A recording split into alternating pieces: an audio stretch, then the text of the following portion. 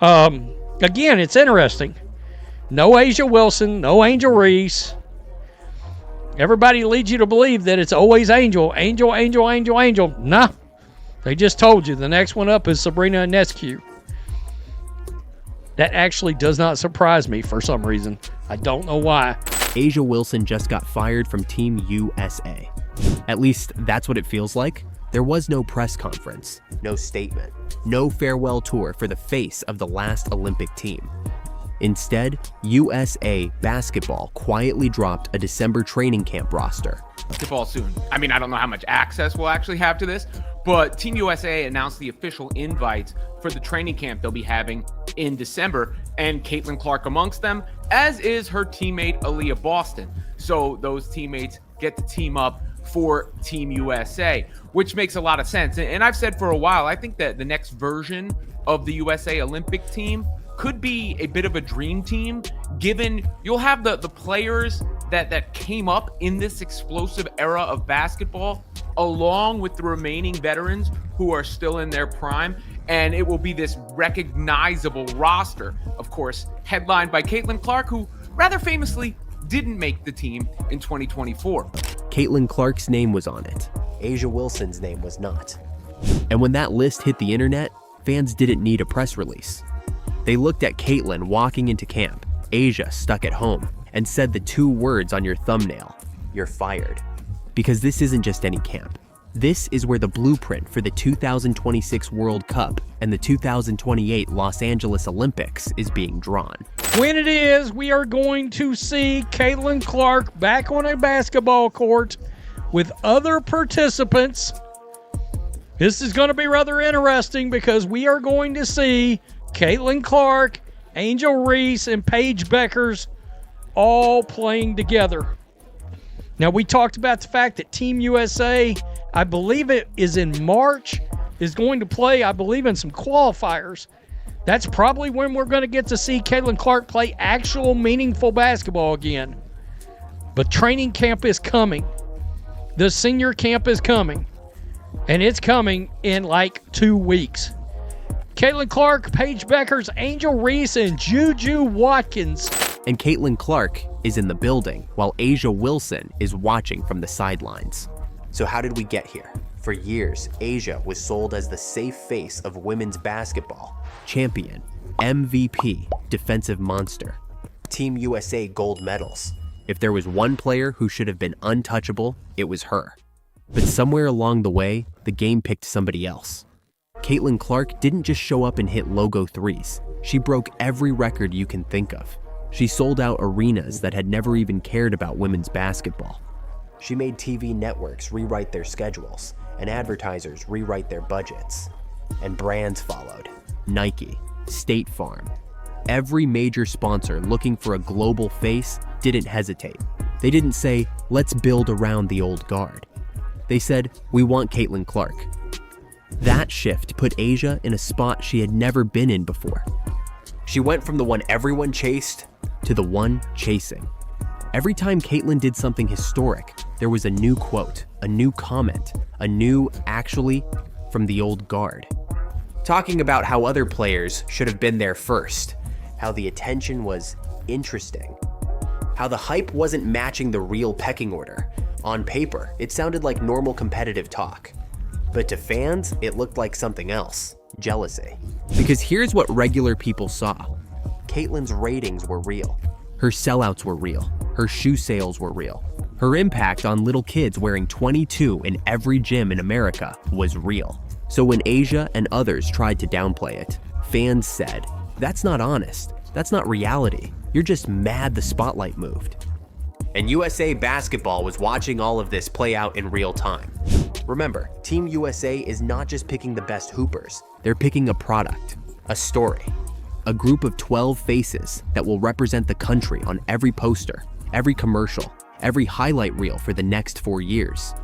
So when the new camp roster dropped, it told you everything. Caitlin Clark, Paige Buchers, Angel Reese, Juju Watkins, Aaliyah Boston. Caitlin Clark, Paige Beckers to make USA senior camp debuts. Caitlin Clark, Paige Beckers, Angel Reese, and Juju Watkins will be among the 10 players making their USA Basketball Senior National Team Camp debuts next month when the storied basketball program hosts a training camp at Duke University from December 12th to December 14th. Why is it at Duke University? Well, the head coach, Kara Lawson, is the head coach of the Duke Blue Devils as well. A wave of young stars whose games fit perfectly around a high pace, high spacing guard who can run the entire floor like a video game. And no Asia Wilson. Officially, no one said, "We are done with her." They don't have to. Leaving your name off that list at the exact moment Caitlin Clark is being brought in sends a louder message than any quote ever could. Because this camp isn't just about drills and scrimmages, it's a chemistry test. What does Team USA look like when Caitlin is the one pushing the pace? What happens when the system is built for her eyes, her passing, and her shooting range? Which bigs fit around that? Which wings can keep up? And more importantly, who becomes expendable in that world? For years, the formula was simple. Start with Asia. Build around Asia. Everyone else can fight for the remaining minutes. Now, the formula looks different. Start with Caitlin. Who makes her better? Who makes the floor wider? Who turns her passes into easy buckets and her gravity into open shots? That is why people are calling this a firing. Not because Asia will never wear USA across her chest again, but because for the first time, the national team made a huge decision without her and did it around Caitlin Clark instead. And here's the craziest part. Asia did not lose this spot because she suddenly got bad at basketball. Her numbers are still insane. Her defense is still elite. On talent alone, she absolutely belongs in the conversation. But this is not just about talent anymore. It's about who grows the game, who brings sponsors, who gets casual fans to tune in at 3 a.m. for a game in Germany. Who parents will let their kids stay up late to watch. Right now, fair or not, that answer is Caitlin Clark. So when you put all of this together, the jealousy, the public shots, the refusal to fully embrace the new face of the sport. And then you look at this Team USA camp, where Caitlin Clark walks through the front door, and Asia Wilson's name isn't even on the list. It feels less like a coincidence and more like a verdict. Team USA didn't tweet, "You're fired." They just moved on. Now the question is simple. Did they make the right call? Should Team USA build the next era around Caitlin Clark, even if it means leaving legends like Asia on the outside? Or is this an overreaction to hype that will eventually cool off? Let me know whose side you're on in the comments.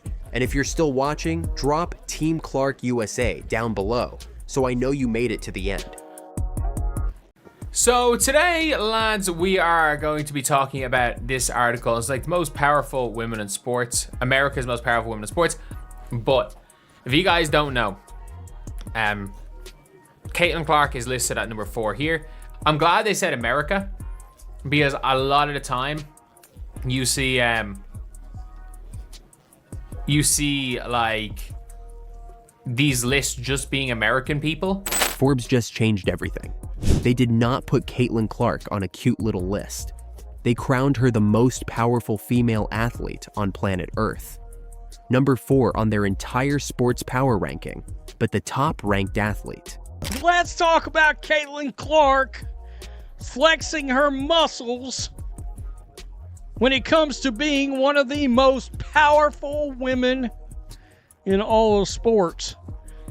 And I think this is an interesting list that Forbes put out. There are 2 WNBA players on here. By the way, for all the unrivaled's not a conflict of interest, folks. And that is when Asia Wilson started to lose it. This is not just about a magazine list. This is about money, power, and who really runs women's sports in 2025. By the end of this video, you will understand why Caitlin was crowned number 1 and why Asia's reaction might be a huge mistake. Let's start with the part the old guard does not want to talk about. Caitlin did not just have a good rookie season. She broke the system.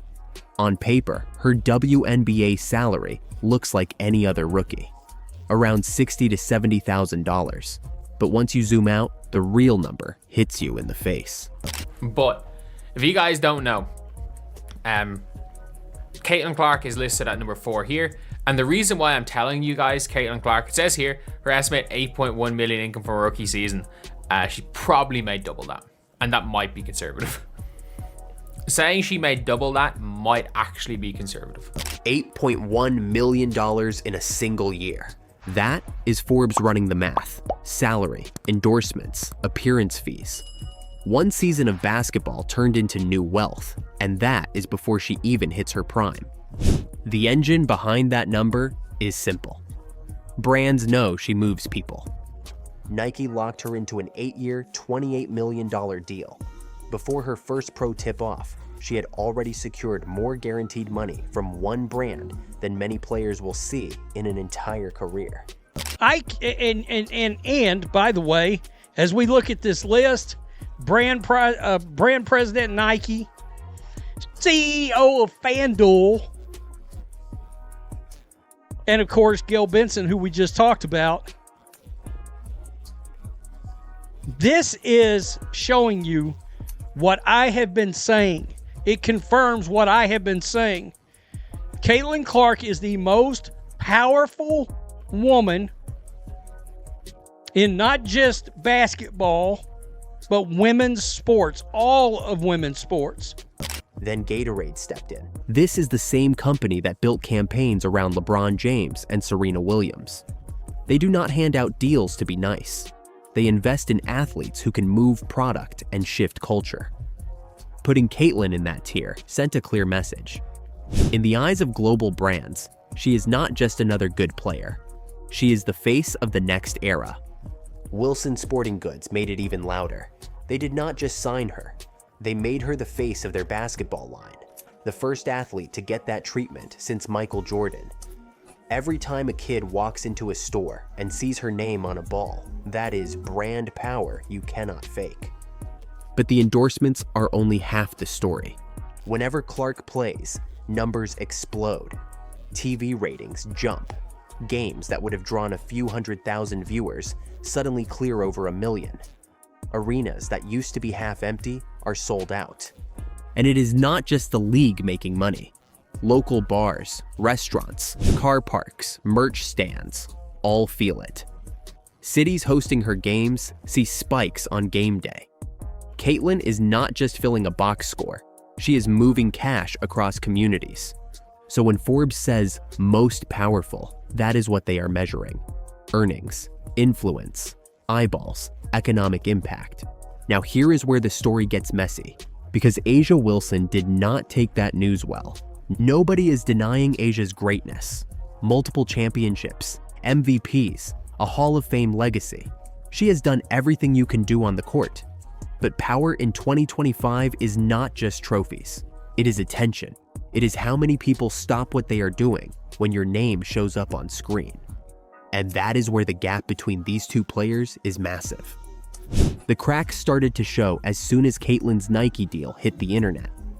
While fans were celebrating this win for women's basketball, A'ja's posts suddenly shifted. More talk about paying dues. More reminders about real impact and sustained excellence. On the surface, it looked harmless. Lined up with the timeline, it looks like something else. Then came the shoe talk. Right as Caitlin's brand exploded, A'ja started pushing content about her own signature shoe harder than ever. Constant reminders, throwbacks, close-ups. It felt less like normal promotion and more like a veteran trying to prove she still deserved to be treated as the face of the league. When Time magazine named Caitlin Athlete of the Year, the pattern continued. A'ja's congratulations was technically there. A short post, a quick story, but the energy was nothing like the long, emotional messages she gives to other players. Fans noticed it. It felt cold. It felt forced. And then Forbes dropped the hammer. Caitlin crowned the most powerful female athlete. A'ja pushed down to number 15. Everything that had been simmering in the background boiled over. Instead of saying, "This is good for all of us," A'ja doubled down on the same talking points. More shade about hype. more quotes about how real greatness takes time, more energy spent on controlling the narrative than celebrating the fact that someone finally blew the ceiling off what any of them can earn. That is not competitive fire. That is ego. And here is the truth the league does not want to say out loud. You do not get to decide who the face of the sport is. The audience does. The numbers do. The brands do. When millions of new fans show up for one player, when networks change their schedules around her, when sponsors pour millions behind her, that is not an opinion. That is reality. Caitlin Clark did not steal anything from A'ja Wilson. She unlocked a level of attention and money women's basketball has never seen. Everyone in the league benefits from that. Bigger TV deals, higher contract ceilings, more kids watching, more respect from other sports. If veterans choose jealousy over growth, they are only hurting themselves. So when you hear about A'ja Wilson losing it over Caitlin being crowned #1, understand what is really going on. This is not about a list. It is about who is ready to embrace the future and who is terrified of being left behind by it. Caitlin is not just the #1 female athlete on a Forbes ranking. She is the test of whether women's basketball can finally get out of its own way. If you are still watching, drop Team Clark in the comments so I know you made it to the end. Caitlin Clark and her decision, I not only respect it, but I wholeheartedly support it. You know, a lot of people say that Caitlin Clark moves the needle. That is wrong. She is the needle. Caitlin Clark might be ready to walk away from the WNBA. Right now, there is a number floating around in private calls and boardrooms. $150 million, not in fake social media money, in real cash, equity, and power. If Caitlin would start her own league with you, I'd give her $100 million and I have as many billionaires as you needed to start a league. If Caitlin did her own league, do you know what you would want to see her do? She'd have people lining up, including myself, and she would put the WNBA out of business. I really do believe that. It is being tied to one idea. Give Caitlin Clark a way to escape the league that underpaid her, failed to protect her, and then expected her to smile and carry the whole thing on her back. Well, I think I did this same video last year, and now we have the 2025 version of the highest paid female athletes of 2025. Now, for the sake of this channel, we're going to obviously focus on Caitlin Clark. By the way, of the top 15 female athletes that made the list, Caitlin Clark was the only WNBA athlete that landed on the list. The WNBA thought they owned Caitlin. They thought a rookie salary of about $76,000 would be enough, even while she broke every ratings record they had. But while they were letting veterans take cheap shots at their golden goose, a new league was building something very different in the shadows. It is called Unrivaled. On the surface, it looks like another women's basketball project. But if you listen to what is being said behind the scenes, Unrivaled is not just a league. It is an exit plan for every star who is tired of asking for respect instead of being given it.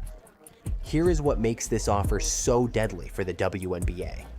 Unrivaled is talking about money in a different language, not a small raise on a 4-year WNBA deal. They are talking about a reported $150 million package built on 3 pillars. A real salary that matches her drawing power, equity in the league itself, and long-term control over her own image and marketing. That is not just a contract. That is a key to the front door. Think about what Caitlin lived through in her rookie year. She packed arenas in every city. She pushed TV numbers into Super Bowl territory for a regular season women's game. Caitlin Clark is the cash cow. She is box office. When she plays, the ratings go up, revenue goes up, interest goes up. When she doesn't play, it plummets. 36% drop in the ratings for All-Star Weekend for the WNBA a few weeks ago. Last year, she didn't miss a game. This year, she missed 17 games. This is a person that everything she touches with women's basketball turns to gold. They didn't have chartered jets until she arrived. She arrived, they had chartered jets 2 weeks later. Families who had never watched a WNBA match before were suddenly planning road trips around her schedule. Yet on the court, she was treated like a target, not a treasure.